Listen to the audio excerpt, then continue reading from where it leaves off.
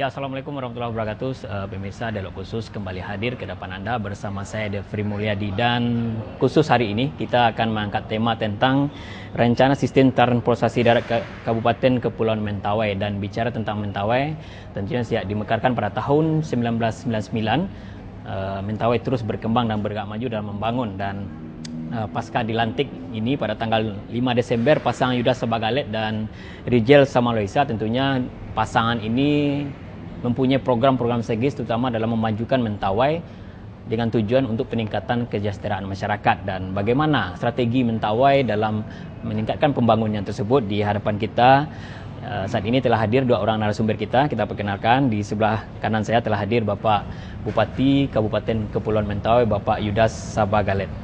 Gimana kabarnya, Pak? Baik. Oke, baik. Dan di sebelah Pak Yudas juga telah hadir Kepala Dinas PU Kabupaten Kepulauan Mentawai, Bapak Sumadi STMSI.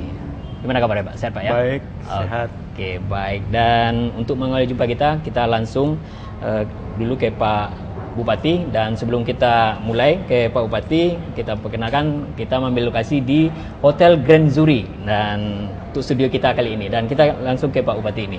Ini pasca dilantik nih, Pak. Tentunya banyak program strategis yang tentunya dirancang oleh pasangan Yudas Sabagalet dan Rijel Samaloisa, terutama dalam membangun Mentawai. Ini seperti apa sih, Pak, rencana pembangunan ke depan untuk Mentawai sendiri? Ya, kita bicara Mentawai, yang pertama kita bicara soal kepulauan. Ya, kita bicara soal pulau, kita bicara soal laut di Mentawai. Luas Mentawai itu 6.000 km persegi, 75% laut. Dan otomatis kita melakukan pembangunan itu pendekatan ke lautan dan kepulauan. Betul. Nah, ada beberapa pokok yang secara global kita sampaikan. Yang pertama adalah soal sumber daya manusia. Sumber daya manusia di Mentawai sekarang ini, kalau kita lihat pendidikan kita di Mentawai itu masih sangat rendah. Kesehatan kita juga di Mentawai juga masih sangat rendah. Itu kalau kita lihat rata-rata regional Sumatera Barat, itu semuanya kita di bawah rata-rata regional Sumatera Barat. Nah, pertanyaannya kenapa begitu? Ya, kenapa begitu? Begitu kita dilantik tanggal 5 Desember, kita berpikir dan bertanya, tentu belajar juga para senior-senior kita. Betul. Senior-senior kita belajar dari mana kita mulai. Dari mana kita mulai membangun Mentawai ini, mengangkat Mentawai di permukaan itu. Ya, selain tadi saya katakan pendidikan, kesehatan, satu hal yang sangat mendukung kesehatan dan pendidikan itu adalah infrastruktur. Betul. Infrastruktur jalan. Di Mentawai sekarang, di Pulau Siberut saja yang besar, itu jalannya masih hitungan kilometer ya. Sebelah jari saya sebelah ini belum habis. Betul. Kira-kira begitu. Nah, makanya kita gagas ada yang kita sebut adalah Trans Mentawai. Trans Mentawai itu kita buat jalan dari Pagai Selatan sampai dengan Siberut Utara yang menghubungkan pulau-pulau ke 4 buah pulau seluruh Mentawai sehingga dia bersatu. Nah, kalau saudara kita yang berangkat yang dari Sekakap mau ke Siberut, nggak usah ke Padang dulu, langsung saja ke Siberut melalui Trans Mentawai ini. Nah, Trans Mentawai ini perpaduan antara jalan darat dan penyeberangan ujung-ujung pulau. Ya, di ujung-ujung pulau kita bangun dermaga. Sebagian juga sekarang sudah berjalan, itu dibantu oleh pemerintah pusat. Dalam program ini pemerintah pusat dan pemerintah provinsi, pada kesempatan ini saya sampaikan ucapan terima kasih karena mereka sangat mendukung sekali pemerintah pusat dan pemerintah provinsi pada saat ini. Oke, baik. Sebelum kita masuk ke Trans Mentawai sendiri, Pak, tadi Bapak sudah menyinggung bahwa aksesibilitas menjadi kendala utama yang dihadapi oleh Mentawai sendiri. Mungkin bisa diceritakan secara umum dari pulau ke pulau bagaimana kondisi aksesibilitas yang ada di Mentawai sendiri? Ya, di sana aksesibilitasnya adalah laut. Bapak bisa bayangkan dari Sipora, ya kalau saya dari Sipora di tengah-tengah dari Sipora di Tua Pejat mau ke Sikakap itu, atau dari Tua Pejat mau ke Sikabaluan di Pagai Utara, sama jaraknya dari Tua Pejat ke Padang. Artinya kalau kita berlayar menyusuri pantai Kepulauan Mentawai itu dari Sikakap sampai ke Sipur Utara, 2 kali lipat jauhnya dari Sipora atau dari Tua Pejat ke Padang. Nah, ini kan hidup yang tidak efisien menurut saya. Iya, betul. Hidup yang tidak layak. Mobilitas masyarakat kita di sana juga rendah. Ketika mobilitas masyarakat kita rendah, pertumbuhan ekonomi tidak akan terjadi. Betul. Ya, pertumbuhan pembangunan tidak akan terjadi. Nah, inilah tantangan kita. Oke, baik. Tadi disebutkan bahwa ada perhatian cukup luar biasa dari pemerintah provinsi. Ya. Nah, padahal kalau kita lihat sejarah dulunya ada disebut bahwa terkadang Menteri Haji Anak Tirikan ini seperti apa sih perhatian dari pemerintah provinsi sendiri terhadap Mentawai? Ya, saya kira juga saya mau luruskan. Kalau dulu memang ada istilah di Anak Tirikan dan sebagainya ya. Ya. Tapi itu kan menurut saya itu hanya komunikasi yang tidak nyambung. Betul. Nah, sekarang kita mau bangun komunikasi. Kita bangun komunikasi, ya orang Mentawai juga harus sadar kita masih berada di Sumatera Barat. Betul. Orang Sumatera Barat juga mesti sadar Mentawai masih berada di Sumatera Barat. Yang jelas Mentawai tidak mau berdiri sendiri ya. Oh iya.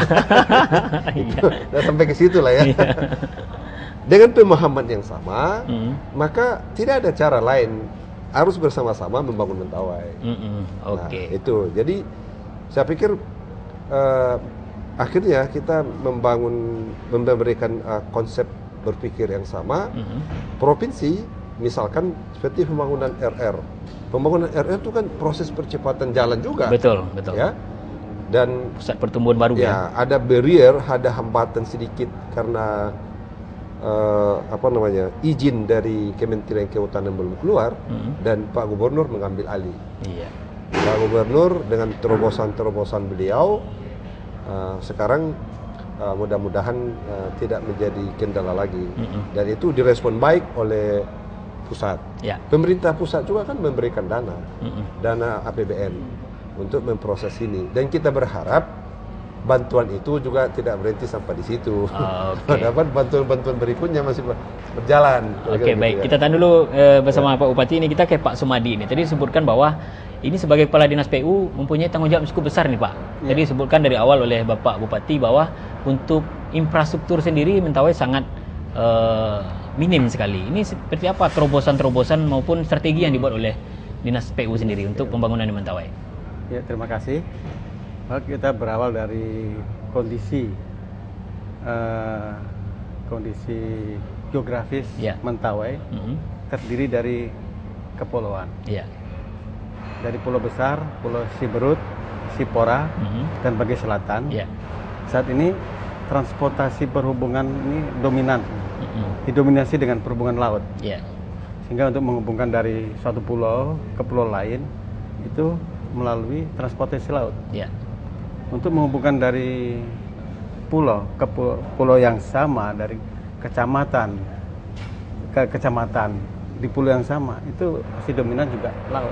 Ya, dan sejauh ini kesiapan dari PU sendiri dalam mengaktualisasikan perencanaan yang dibuat oleh Pak Bupati sendiri bersama tim seperti apa? Apakah sudah siap dengan kondisi SDM yang ada, atau masih dibutuhkan SDM tambahan dari luar daerah ini? Ya, mengenai program bahwa untuk percepatan Mentawai yang sampai saat ini masih perhubungan darat masih sangat minim, dan untuk ke depan sesuai program pemerintah Pak Bupati itu akan membangun percepatan transportasi darat, yaitu dikenal Trans Mentawai. Ini kesiapan dari dinas terkait, seperti dinas PU itu yang menangani masalah teknis. Ini sudah siap untuk mendukung beliau, yaitu dengan menyiapkan program-program baik jangka pendek maupun jangka panjang. Berarti dari segi SDM sendiri PU sudah siap Pak ya? Sudah siap.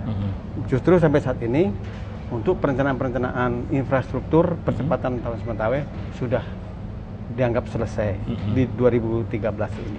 Oke, baik. Kita ke Pak Bupati ini.